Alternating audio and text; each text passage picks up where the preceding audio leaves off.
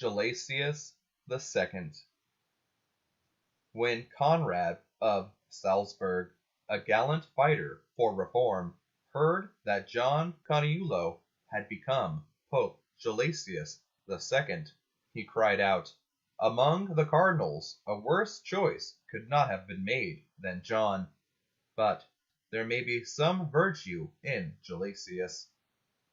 Few suffered so much in so short a time for ecclesiastical liberty as Gelasius II. John Coniulo was born of noble parents at Gaetia. He became a monk at Monte Cassino, but Urban II brought him to Rome to serve as chancellor. Urban wished to improve the style of papal documents, and it was for this that he called on John. John did much to improve the style of papal documents. He served Urban and Paschal loyally. Indeed, it was his unswerving loyalty to Paschal II in his time of trial that had aroused the suspicion of the more extreme reformers. When Paschal died, Rome was torn between papal and imperial factions. The cardinals managed to meet in a monastery, and there they elected John of Coniulo. He accepted and was called Gelasius II.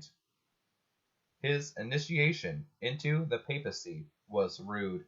A nobleman named Cencius Frangipan broke into the monastery, grabbed Gelasius by the throat, threw him to the ground, and actually kicked the old man with his spurred feet.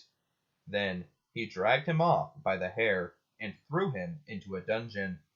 The Romans, infuriated, went right after the ruffian, and soon secured the Pope's release.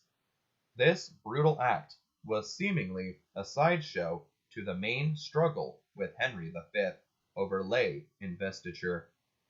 Henry, as soon as he learned of the election, hurried to Rome to put pressure on the new pope. Gelasius quickly showed his mettle.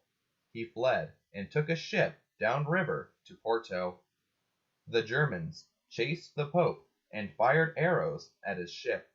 Unable to get to sea because of a furious storm, the old pope left his galley and made his painful way to the castle of Ardea, 30 miles distant. There followed a grim game of hide and seek, as the Germans scoured the countryside. But Gelasius gave his pursuers the slip, got back safely on his ship, and sailed away to Gaetia. There he was ordained priest on March 9th, and bishop the next day. When Henry set up Maurice, Archbishop of Braga, as antipope, Gelasius excommunicated Henry and his idol. The Normans helped Gelasius get back to Rome, but could not clear the city of the antipope's forces. Gelasius was chanting vespers in the church of Saint Praxede when the Frangipani burst in. The old pope managed to get on a horse and fly. He was found by his friends in a field outside the city. Disgusted with Rome, he left for France. After consecrating the new cathedral at Pisa, he reached France safely, and there was treated royally. Gelasius worked hard, but his health was shattered. When he realized that he was dying, he asked to be carried to the monastery of Cluny, and there, in that wellspring of reform, the gallant Gelasius II died on January 29, 1119. Gelasius II, 159th Pope. Christ our King, thy kingdom come.